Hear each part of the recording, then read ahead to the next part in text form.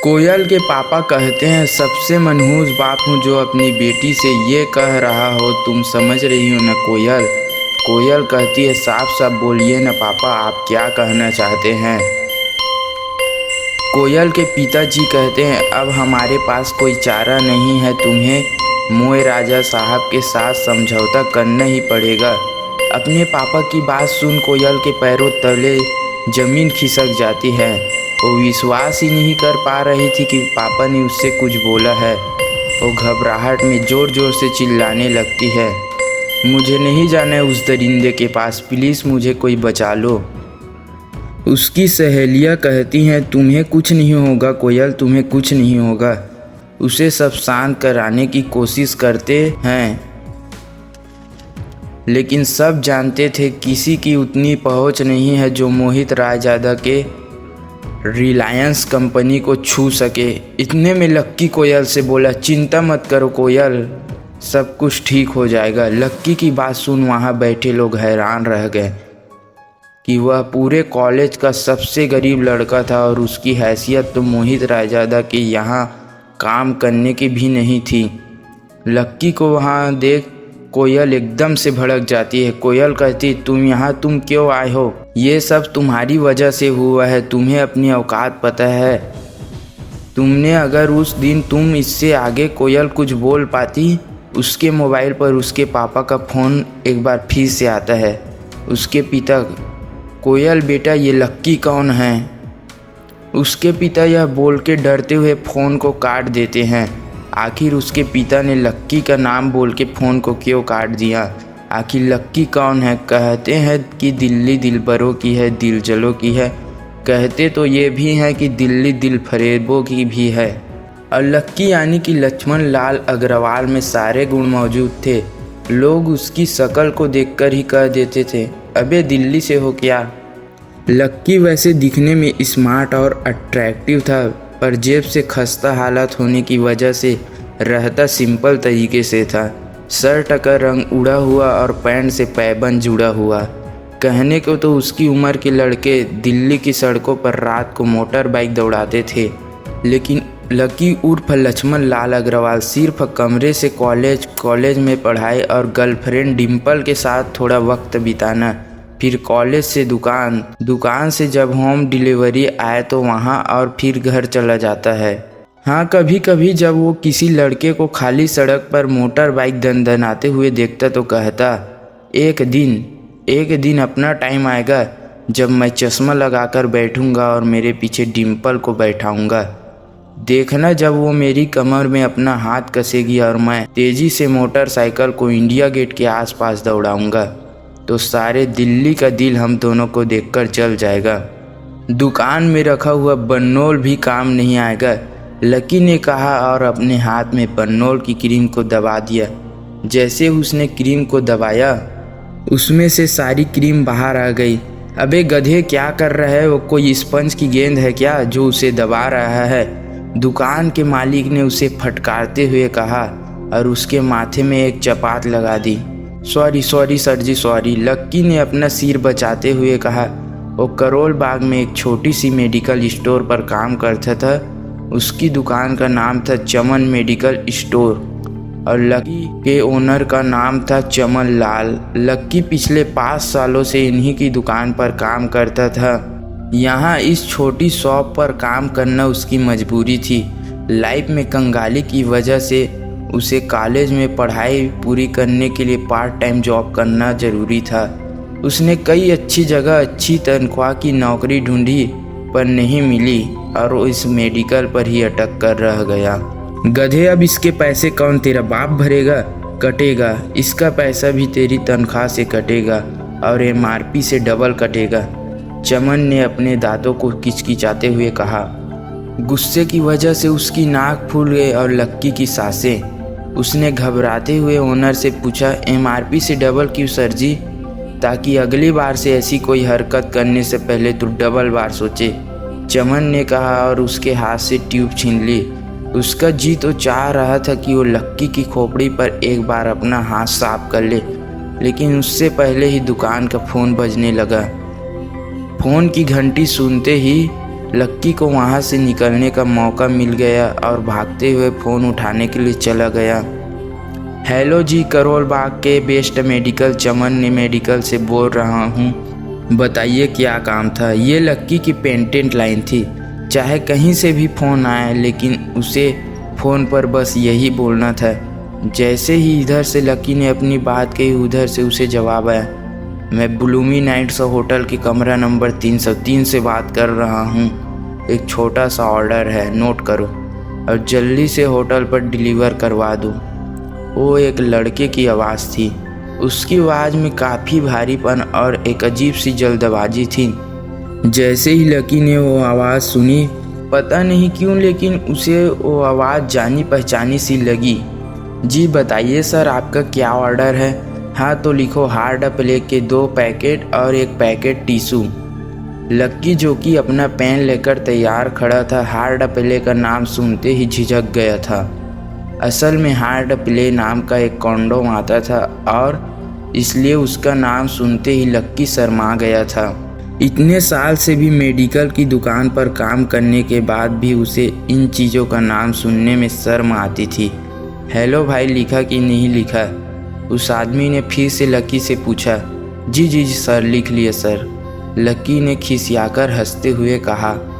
लिख लिया हो तो फिर लेकर निकल, उस लड़के ने कहा। उसकी आवाज़ सुनकर ही न जाने क्यों ऐसा लग रहा था कि वो बहुत बड़ा आदमी था।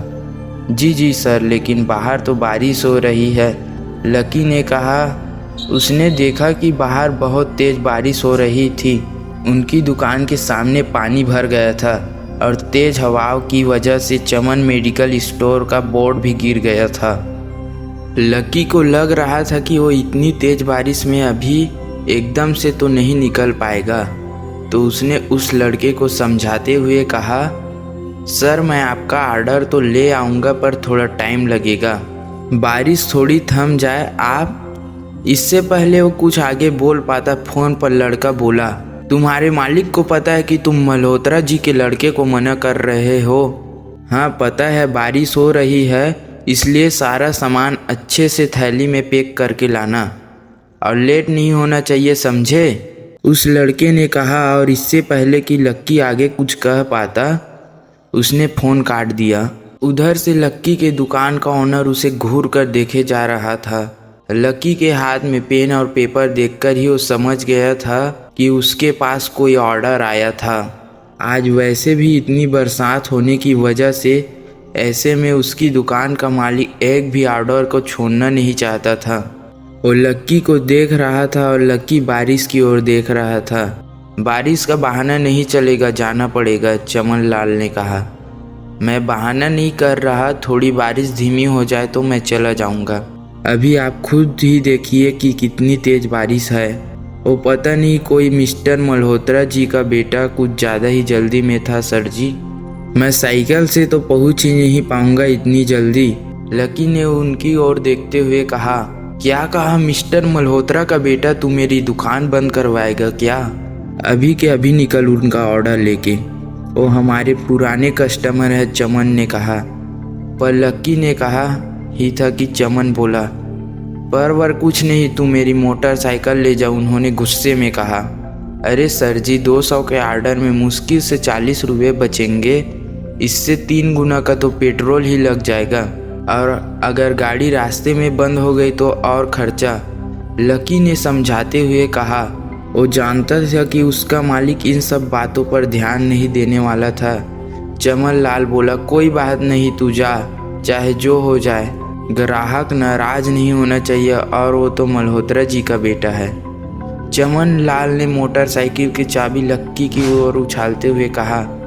लक्की ने चाबी ली। उसे देखकर उसके अंदर मिक्स फीलिंग आई। एक तो खुश हुआ कि बड़े दिनों बाद बाइक चलाने मिलेगी, पर वहीं दूसरी तरफ दुखी इसलिए हुआ कि बाइक मिली भी तो ऐसी तेज बारिश में। अगर बारिश हो गई तो इसकी चपत भी उसके सर ही पड़ेगी। वो मुंह लटकाकर रेनकोट और हेलमेट पहनते हुए वहां से निकल गया। बाहर आके बाइक को देख लक्की के मन में सोचा, चलो ठीक है, जो होगा देखा जाएगा, कम से कम बाइक चलाने मिल रही है। दरअसल लक्की इतने साल काम करने के बाद भी अपने लिए एक मोटरसाइकिल भी नहीं खरीद पाया था। लक्की की तनख्वाह ही इतनी भर थी कि सिर्फ उसमें कमरे का किराया, उसकी साइकिल में डालने वाली हवा का खर्चा, बिजली पानी का बिल और डिम्पल के साथ महीने में 1-2 बार बाहर खाने का खर्चा ही निकल पाता था। उसे डिम्पल की कही बात अक्सर याद आती थी। लकी, अगर अगले 2 महीने में बाइक नहीं खरीदी ना तो मैं तेरे से ब्रेकअप कर लूँगी देखना। असल में डिम्पल को लकी के साथ बाइक पर घूमने की बड़ी तमन्ना थी। लकी की इस उजाड़ जिंदगी में वही तो एक थी जिसके लिए जिंदा रहने को उसका जी चाहता था। जब भी वो उससे बाइक की बात करती तो लकी डिम्पल की इस बात को हंसकर टाल देता था।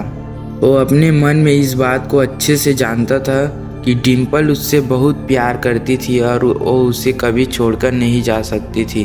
वो दोनों एक दूसरे में ऐसे घुल मिल गए थे जैसे बादल में बरसात घुल जाती है। लकी को डिम्पल बहुत पसंद थी और वो उसके लिए दुनिया जहां की खुशियां खरीदकर ला देना चाहता था।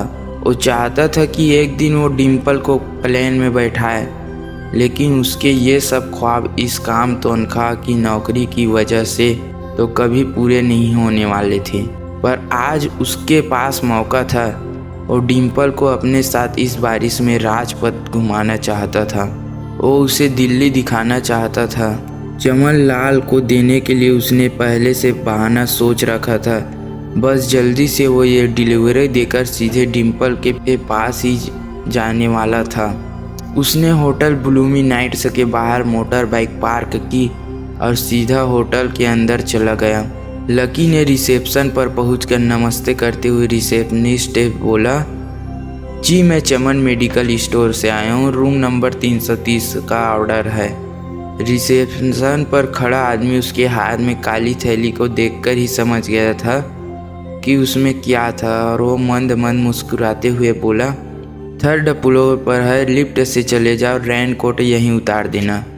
जैसा उस आदमी ने कहा लक्की ने वैसा ही किया और लिफ्ट में चढ़ने के कुछ ही देर बाद वो 3रे माले पर पहुंच गया था और रूम नंबर 330 के बाहर पहुंचा और उसने डोरबेल बजाई।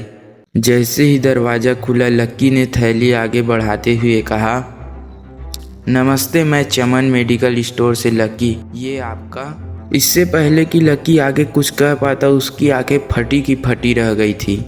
उसने अपने सामने जो देखा उसके बाद उसे ऐसा लगा कि बंद छत के नीचे भी उसके ऊपर आसमान से एक आकर जोरदार बिजली गिर गई थी। उसने सामने एक लड़की खड़ी थी और वो लड़की और कोई नहीं बल्कि उसकी गर्लफ्रेंड डिम्पल ही थी। उसने एक पर्पल कलर का नाइट गाउन पहना था। उसके काले घने बाल गीले थे और उसने उन्हें अपने कंधों पर फैला रखा था। उसकी खुशबू से ही ये चीज़ साफ पता चल रही थी कि वो अभी अभी नहाकर आई थी। डिम्पल तुम यहाँ क्या कर रही हो? लकी को अपने आंखों पर विश्वास ही नहीं हो रहा था। उसने 2 बार अपनी पलकें झपकाकर देखा, लेकिन दोनों बार उसे अपने सामने डिम्पल ही नजर आई। तुम यहाँ क्या मेरा पीछा करते हुए आए हो? डिम्पल ने उल्टा उसी के ऊपर पलटवार करते हुए कहा। लकी को देखकर उसके दिल की धड़कन भी तेज हो गई थी।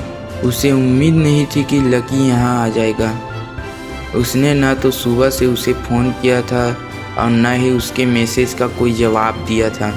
वो अपने मन में सोचकर बैठी थी कि वो अगले दिन खुद ही उससे मिलकर बोल देगी कि उसकी तबीयत खराब थी। डिम्पल बेबी क्या हो गया, किससे बात कर रही हो? अचानक से एक गबरू जवान सा लड़का दरवाजे के पास आकर खड़ा हो गया था। उसने बनियान और चड्डा पहना हुआ था। लकी उसे पहचान गया था। साले राहुल के बच्चे, तेरी हिम्मत कैसे हुई मेरी डिम्पल को हाथ लगाने की? लकी ने जैसे ही राहुल के देखा उसके तन बदन में मानो आग लग गई थी और उसे इस वक्त इतना बुरा मारना चाहता था, इतना बुरा पीटना चाहता था जिसकी कोई हद नहीं थी। लकी जिस कॉलेज में पढ़ता था राहुल और डिम्पल भी उसी कॉलेज में पढ़ते थे और वो कॉलेज राहुल के फादर का ही था। डिम्पल ने राहुल के पिता की एक कंपनी में जॉब पकड़ ली थी और राहुल उस पर बहुत लाइन मारता था। लकी ने 1-2 बार डिम्पल को उससे दूर रहने के लिए भी कहा था, लेकिन डिम्पल ने उसे ये कहकर टाल दिया था कि वो सिर्फ अच्छे दोस्त थे। आज भी इससे पहले कि वो आगे बढ़कर डिम्पल उन दोनों के बीच में आ गई थी।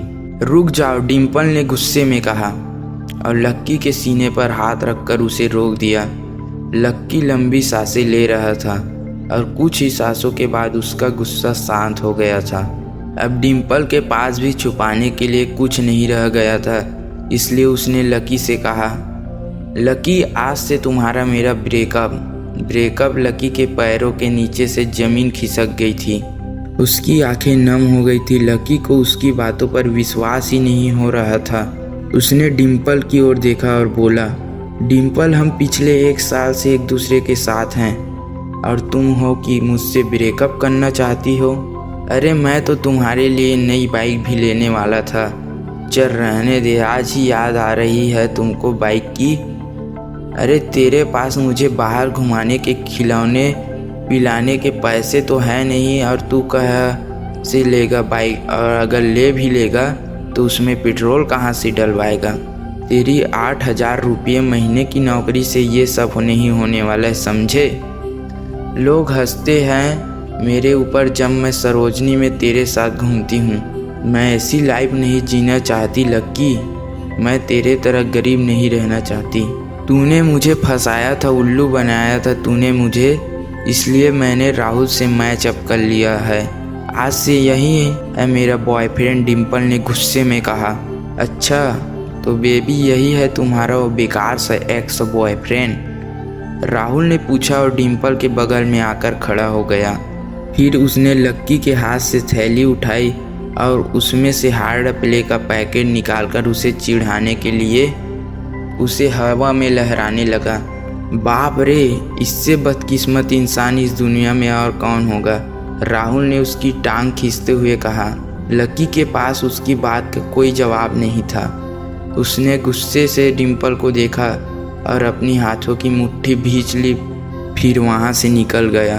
अबे पैसे तो ले जा, सब कुछ फ्री में ही दे जाएगा क्या, राहुल ने जोर से ठहाका लगाते हुए कहा। लेकिन लकी बिना उसकी बात सुने हुए ही निकल गया।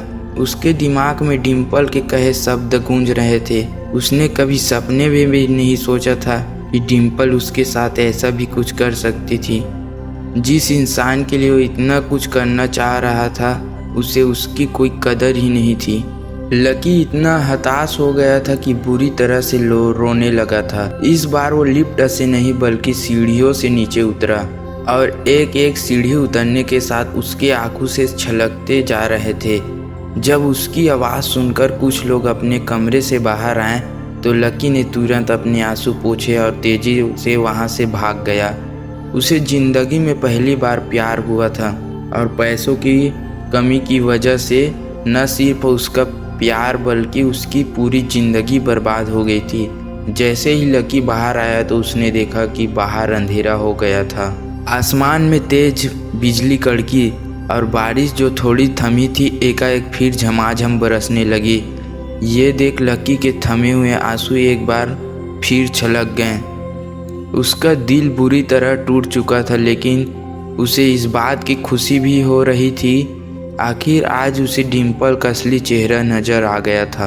वो तो उसके साथ घर बसाने की सोच रहा था, लेकिन अच्छा हुआ कि उसने पहले उसका घर बर्बाद होने से बचा लिया। लकी को दुख तो बहुत हो रहा था, पर उसे ये भी लग रहा था कि आगे चलकर यही दुख उसे खुशी देने वाला था। लेकिन और एक चीज़ थी जो लक्की को परेशान कर रही थी, वो भी उसकी माली हालत। उसकी जेब इतनी तंग थी कि उसे फटी हुई जेब की पैंट पहनकर घूमना पड़ता था। कभी कभी तो लक्की सिर्फ रोटी खाकर दिन काट देता था। वो सबसे कोशिश कर रहा था कि कोई अच्छा काम पकड़ सके, लेकिन उसे कहीं कोई काम देने को राजी नहीं था। उसने टूटे हुए दिल को दिलासा देते हुए मन में सोचा कि डिम्पल पर होने वाले खर्चे बन जाने से शायद उसके हालात कुछ सुधर जाएंगे, पर फिर भी वो रातों रात रईस नहीं हो जाने वाला था। उसने ऊपर आसमान की ओर देखा और जोश से चिल्लाया, अगर इतना ही अनलक्की बनाना था तो फिर नाम लकी क्यों रखा भगवान। और जितनी ज़ोर से चिल्ला सकता था उतनी ज़ोर से चिल्लाया। उसकी आवाज़ से आसपास खड़े लोग एक बार तो डर गए। लकी ऊपर ही देख रहा था कि उसके आंसू बारिश के पानी के साथ मिल गए थे। जैसे ही वो फूटकर रोने लगा तभी उसके फ़ोन पर एक मैसेज आया। जैसे ही लक्की ने अपना फ़ोन निकालकर उस मैसेज को पढ़ना शुरू किया, उसकी तो आंखें चमक गई। अचानक से उसके आंसू हंसी में बदल गए और वो ज़ोर ज़ोर से वहीं सड़क पर नाचने लगा था। उस मैसेज में लिखा था, परिवार की रिसर्च और परिवार के निर्णय के हिसाब से अग्रवाल परिवार का वारिस लक्ष्मण लाल अग्रवाल उर्फ लक्की ने गरीबी अभ्यास की परीक्षा को पास कर लिया है और आज से वो उस ज़मीन और उस जायदाद का मालिक हो जाएगा जो परिवार ने उसके नाम कर रखी थी। ये कैसा मैसेज था? आखिर कौन था लकी? क्या थी उसकी असलियत? और वो कैसे रातों रात ही अनलकी से लकी हो गया था?